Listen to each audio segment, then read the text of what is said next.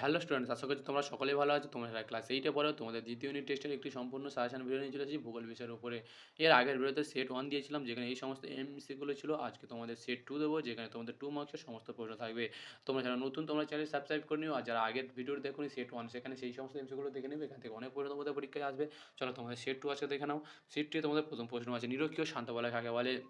নিরক্ষরেখার উভয় পাশে 5 ডিগ্রি উত্তর থেকে 10 ডিগ্রি দক্ষিণ অক্ষাংশে মধ্যবিত্ত অঞ্চলে সূর্যরশ্মি সারা বছর লম্বাভাবে পড়ায় বাতাস খুব উষ্ণ ও হালকা হয়ে উপরে উঠে যায়। এর ফলে ভূপৃষ্ঠের সমতলে কোনো বায়ুপ্রবাহ বিশেষ না থাকায় এখানে একটি শান্তভাবে বিরাজ করে, যাকে নিরক্ষীয় শান্ত বলে বা ডোলড্রামস বলে। ঘূর্ণবাদের চোখ কাকে বলে?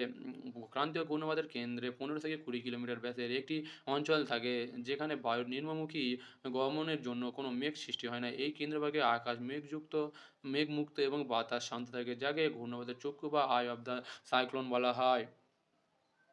পরের প্রশ্ন, উত্তর আমেরিকা মহাদেশের অবস্থান লেখো। উত্তর আমেরিকা মহাদেশ সম্পূর্ণভাবে উত্তর ও পশ্চিম গোলার্ধে অবস্থিত। মহাদেশটির উত্তর মহাসাগর, পূর্বে আটলান্টিক মহাসাগর এবং দক্ষিণ ও পশ্চিমে প্রশান্ত মহাসাগর অবস্থান করছে।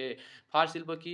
উত্তর আমেরিকার কানাডা ও যুক্তরাষ্ট্রের শীতপ্রধান অঞ্চলের বন্যপ্রাণী যেমন সিল, বিভার, ফক্স, লোম, চামড়া বা ফার সংগ্রহ করে যে শিল্প গড়ে উঠছে তাকে ফার শিল্প বলে। এই চামড়া থেকে মূল্যবান পোশাক ও টুপি প্রস্তুত করা হয়। মেঘের সৃষ্টি হয় কীভাবে? ভূপৃষ্ঠের উষ্ণ আর্দ্র বায়ু উপরে উঠে ঠান্ডা হয়ে ঘনীভূত হয়। এই জলীয় বাষ্প ধূলিকণাকে আশ্রয় করে ভাসমান জলের বিন্দু বা বরফকণা তৈরি করে মেঘের সৃষ্টি হয়। পরের প্রশ্ন, কোন 5টি হ্রদকে একত্রে পঞ্চহ্রদ বলা হয়? উত্তর আমেরিকার সুপিরিয়র, মিশিগান, হিউরন, ইরি ও অন্টারিও, এই 5টি হ্রদকে একত্রে পঞ্চহ্রদ বা গ্রেট লেকস বলা হয়। তারপর দেখো, কিউমুলোনিম্বাস মেঘে সম্বন্ধে যা জানো লেখো। কিউমুলোনিম্বাস হলো অত্যন্ত ঘন মেঘ, কালো এবং উলম্বকৃতভাবে বিস্তৃত মেঘ। এই মেঘে বজ্রবিদ্যুৎ সহ প্রবল বৃষ্টিপাত হয় বলে একে বজ্রমেঘ বলা হয়। বজ্রমেঘ ও বাম্পি ক্লাউড বলতে কোন দুটিকে মেঘকে বোঝায়? বর্জ্যমেঘ হলো কিউমুলোনিম্বাস মেঘ বা প্রবল ঝড় ও বৃষ্টি ঘটায়। হ্যাঁ, আর অন্যদিকে বাম্পিল ক্লাউড বা অস্থির মেঘ হলো কিউমুলাস মেঘ, যা বায়ুমণ্ডলের অস্থিরতার সৃষ্টি করে। পরের প্রশ্ন, উত্তর আমেরিকার হ্রদ অঞ্চলের শিল্পোন্নতির কারণ লেখো। উত্তর আমেরিকার হ্রদ অঞ্চলের শিল্পোন্নতির প্রধান কারণ ওয়াটেল খনিজ সম্পদ, কয়লা ও লোহা এবং পঞ্চরথ ও সেন্ট লরেন্স নদীপথের মাধ্যমে উন্নত পরিবহন ব্যবস্থা। এছাড়াও স্থানীয় ও আন্তর্জাতিক বাজারে প্রচুর চাহিদা এবং সুলভে জলবিদ্যুৎ শক্তিতে শিল্পোন্নতিতে সাহায্য করেছে। কানাডীয় সিল্ট অঞ্চলে কাষ্ঠ শিল্পে পরিবহনের সুবিধা সম্পর্কে লেখো। কানাডীয় সিল্ট অঞ্চলের অসংখ্য নদী ও হ্রদ থাকায় শীতকালে জমে যাওয়া নদীর বরফের উপর দিয়ে এবং গ্রীষ্মকালে নদীর জলের স্রোতের সহজে কাঠ ভাসিয়ে আনা হয়। রেল লাইন ও উন্নত সড়ক পথের মাধ্যমে কাঠ দ্রুত বন্দর ও কারখানাগুলোতে পরিবহন করা সম্ভব হয়। পরের প্রশ্ন, ধোঁয়াশা বলতে কী বোঝায়? ধোঁয়াশা হলো ধোঁয়া এবং কুয়াশার মিশ্রণ। শিল্পাঞ্চল বা শহরের দূষিত ধোঁয়া যখন ঘন কুয়াশার সাথে মিশে দৃশ্যমানতা কমিয়ে দেয়, তখন তাকে ধোঁয়াশা বলে। শিকাগো শহরকে পৃথিবীর কসাইখানা বলা হয় কেন?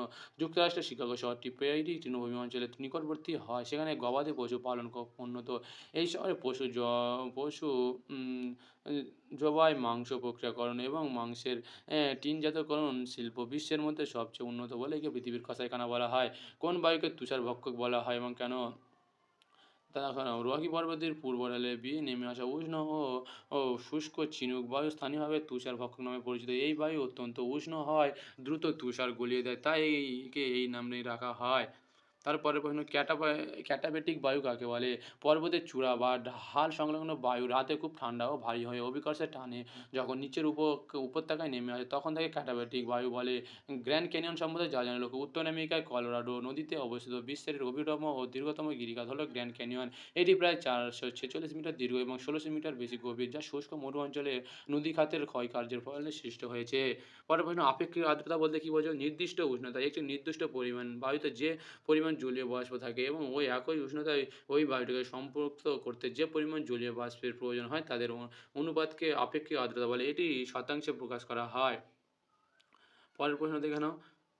স্থলবায়ু ও সমুদ্রবায়ু দুটি পার্থক্য লেখো।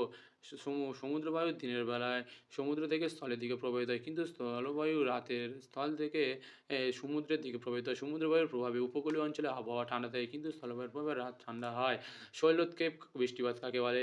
জলীয় বাষ্পপূর্ণ বায়ু প্রভাবের পথে কোনো পর্বত বা পাহাড় থাকলে বায়ু পর্বত গায়ে বাঁধা বেয়ে উপরে উঠে শীতল ঘনীভূত হয়ে যে বৃষ্টিপাত ঘটায় তাকে শৈলোৎক্ষেপ বৃষ্টিপাত বলে।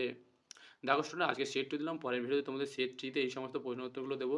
তোমরা অবশ্যই চ্যানেলটি সাবস্ক্রাইব করে নিও এই সমস্ত ভিডিও পাওয়ার জন্য। আর তোমরা যারা আগের সেট 1 এর ভিডিও দেখোনি তোমরা কিন্তু দেখে নেবে। বিভিন্ন স্কুলের প্রিভিয়াস ইয়ারের প্রশ্নপত্র এনালাইজ করে তৈরি করা হয়েছে এই সমস্ত প্রশ্ন উত্তরগুলো। তার এর মধ্যে থেকে অনেক প্রশ্ন তোমাদের পরীক্ষা 100% কমন আসবে।